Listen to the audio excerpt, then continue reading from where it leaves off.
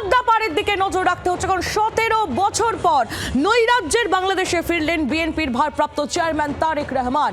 ইউনূসের চাপ বাড়িয়ে ফিরলেন খালেদা পুত্র।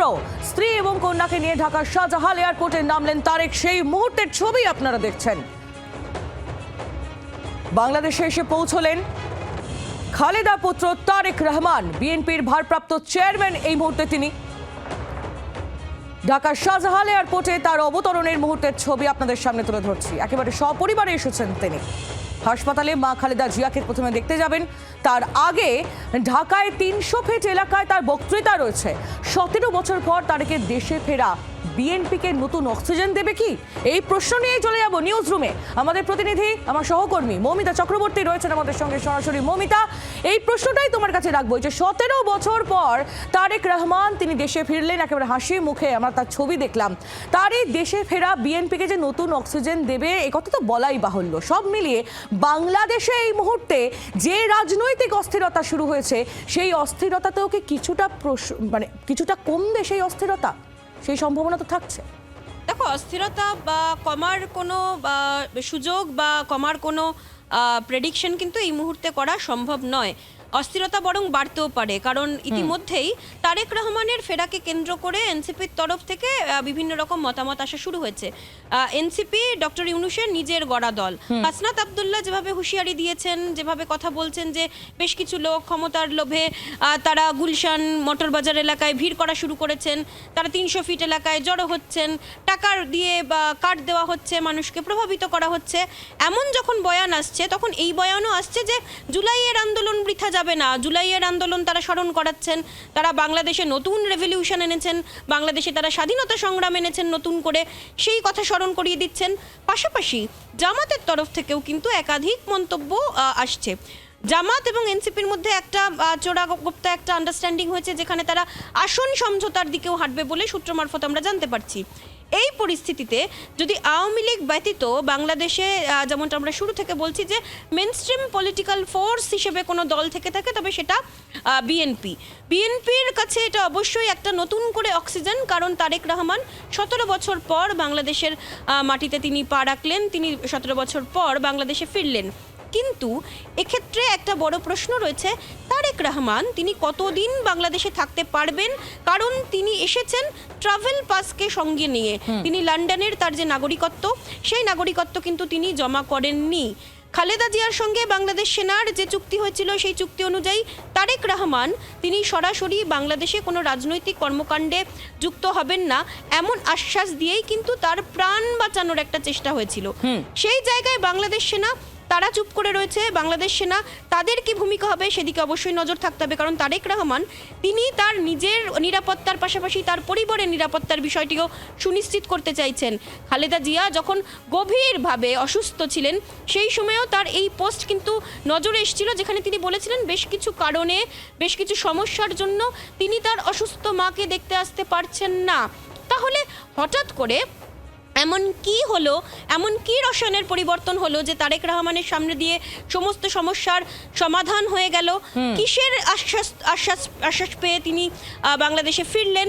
সেই প্রশ্ন যেমন রয়েছে, তেমনই এই বিষয়টা রয়েছে যে তারেক রহমানের নিরাপত্তার বিষয়টা নিয়ে বাংলাদেশ সেনা এবং ডক্টর ইউনূসের প্রশাসন তারা কতটা অ্যাসুরেন্স দিতে পারছে? একেবারেই মমিতা, অর্থাৎ অনেকগুলো ফ্যাক্টর এই মুহূর্তে কাজ করছে বাংলাদেশের অন্দরে এবং সেদিকে আমাদের নজর রয়েছে। তুমি আমাদের সঙ্গে থাকো।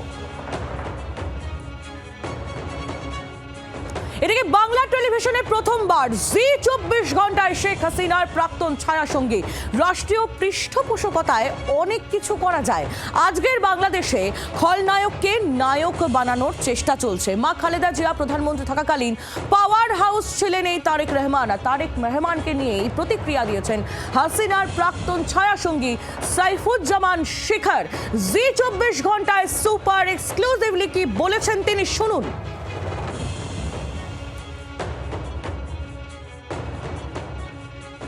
তারেক রহমানকে নিয়ে খালেদা জিয়া একটি চুক্তিতে সই করেছিলেন, এই সেনার সঙ্গেই করেছিলেন, যে তিনি আর সরাসরি কোনো রাজনৈতিক কর্মকাণ্ডে অংশ নিতে পারবেন না। কিন্তু দেখা যাচ্ছে যে তার নমিনেশনও তুলে নেওয়া হয়েছে এবং তিনি ফিরছেন, তারেক রহমান ফিরছেন। দেখেন, রাষ্ট্রীয় পৃষ্ঠপোষকতায় অনেক কিছুই দেখানো যায়। জনগণের হ্যাঁ, বিএনপি একটি বৃহৎ রাজনৈতিক দল, এটা তো অস্বীকার করার কিচ্ছু নাই। এবং তারা যে একটা জনসমর্থন, তাদের একটা ভিত্তি আছে, এটাকেও আমরা অস্বীকার করছি না। কিন্তু তারেক জিয়ার পাস্ট যদি আপনারা লক্ষ্য করেন, সে 2001-এ যখন তার মা প্রধানমন্ত্রী, তখন ছায়া পাওয়ার হাউস তৈরি করে সেখানে রাষ্ট্রকে সে তার মতো করে নিয়ন্ত্রণ করার চেষ্টা হাওয়া করেছে। মহলের কথা বলছেন? ভবনের কথা বলছি। আজকে এমন বাংলাদেশ, খলনায়ককে নায়ক বানানোর চেষ্টা করা হচ্ছে, নায়ককে খলনায়ক বানানোর চেষ্টা করা হচ্ছে। আপনি যদি লক্ষ্য করেন যে জননেত্রী শেখ হাসিনাকে ইন্টারন্যাশনাল ক্রাইম ট্রাইব্যুনালে বিচার করে শাস্তি দেওয়া হলো, কিন্তু সবকিছু ইন্ডিকেট করে অধ্যাপক ইউনূস নিজে বলছেন যে এটা মেটিকুলাস ডিজাইনের অংশ। সাইফুজ্জামান শিখার তিনি এখানেই থামেননি, তিনি স্মরণ করিয়ে দিয়েছেন হাসিনা বিরোধী আন্দোলনের সময় কি হয়েছিল। কারফিউ মেনে রাস্তায় নামতে বাধ্য করেছিল বাংলাদেশের সেনা। শেখ হাসিনাকে সেদিন মিথ্যে আশ্বাস দেওয়া হয়েছিল, বিশ্বাসঘাতকতা করেছিল বাংলাদেশের সেনা। জি 24 ঘন্টায় সুপার এক্সক্লুসিভ হাসিনার প্রাক্তন ছায়া সঙ্গীত কি বলছেন তিনি, শুনুন এই নিয়ে। আপনারা কি আগে থেকে কিছুই বুঝতে পারেননি, বা ওনার সঙ্গে কোনো কথা হচ্ছিল তারপর? মানে এই সিচুয়েশন, এই আন্দোলন তো একদিনে তৈরি হয়নি। আন্দোলনটি তো জুলাই অগাস্টেই আন্দোলনটা মূলত দানা বেঁধেছে, এবং আমরা বুঝছিলাম যে একটি বৃহৎ বিদেশি শক্তি যারা একটি ডিজাইন করে বাংলাদেশকে অশান্ত করে জননেত্রী শেখ হাসিনাকে হত্যা করার মধ্য দিয়ে আওয়ামী লীগকে নিশ্চিহ্ন করে তাদের যে চাহিদা, সেই চাহিদা যাতে পূরণ হয়, প্রধান অন্তরায় ছিল জাতির জনকের কন্যা জননেত্রী শেখ হাসিনা। কিন্তু দুর্ভাগ্যজনক হলো সত্যি যে যারা সংবিধানের উপর হাত রেখে শপথ নিয়েছেন সংবিধান রক্ষা করবার জন্য, তারা কমপ্লিটলি সেই দিন তাদের এই ওয়াদা বরখলাফ করেছেন। কাদের কথা বলছেন সেটা? এটা আইন শৃঙ্খলা বাহিনী, বিশেষ করে আমরা সামরিক বাহিনীকে বলতে পারি। যখন কারফিউ জারি করা হলো, তখন আমাদের প্রতি নির্দেশনা আসলো আমরা যেন রাস্তায় না থাকি, আমরা যেন আইনের প্রতি শ্রদ্ধা দেখাই। জননেত্রী শেখ হাসিনা বললেন যে তোমরা আইন শৃঙ্খলা বাহিনী, তারা প্রতিশ্রুতি দিয়েছেন যে তারা এই আন্দোলন কন্ট্রোল করবেন, তোমরা এই কারফিউ মানো, ঘরে থাকো।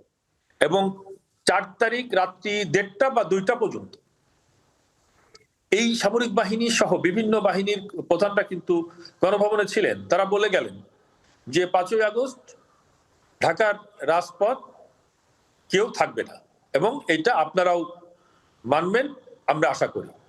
আমাদের প্রতি নির্দেশনা আসলো আমরা ওদের ঘরে থাকার, আর পাশাপাশি ওনারা ফিরে যে আপনার সমস্ত জায়গায় যারা তথাকথিত আন্দোলনকারী, তাদেরকে 2টি স্পটে হাজির করে তারা বক্তা সৃষ্টি করে ফেললো।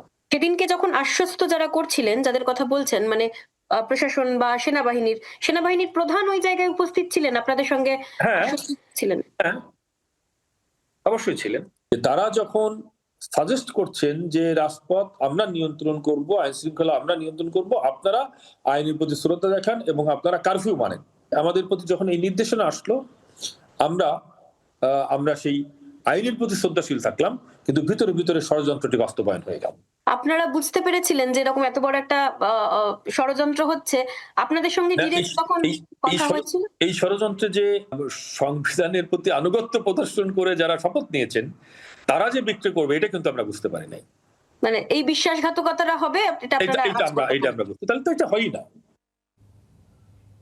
কারফিউ মেনে রাস্তায় নামতে বারণ করেছিল বাংলাদেশের সেনা, শেখ হাসিনাকে মিথ্যে আশ্বাস দেওয়া হয়েছিল।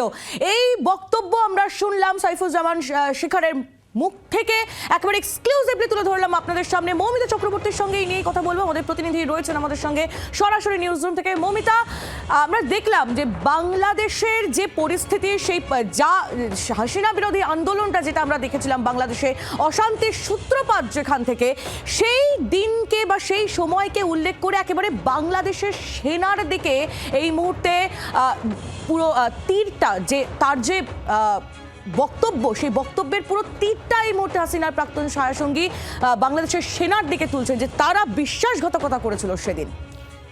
দেখো এই কানাঘুষো তো ছিলই, কিন্তু ওয়াকারুজ্জামানের যে ভূমিকা, সেই ভূমিকা সরাসরি পর্দাফাশ করলেন সাইফুজ্জামান শিখর। তিনি বললেন ওই দিন ৪ তারিখ ৪ঠা আগস্ট খোদ গণভবনে এসে আশ্বস্ত করেছিলেন ওয়াকারুজ্জামান শিখর।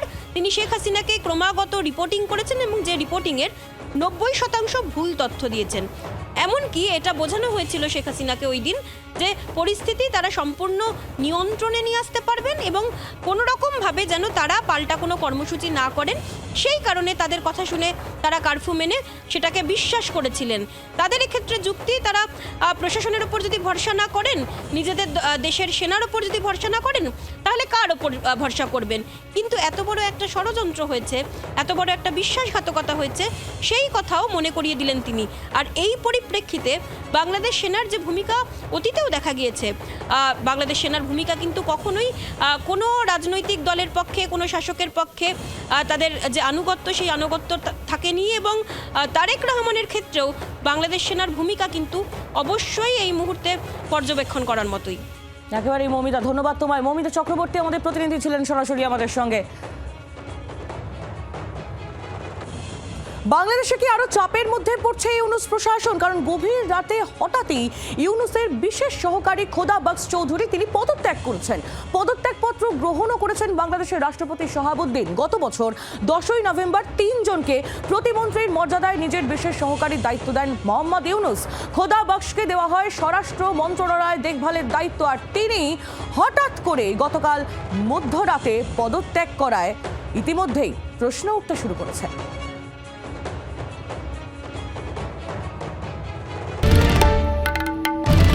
বাংলার আওয়াজ, বাঙালির আবেগ, জি 24 ঘন্টা।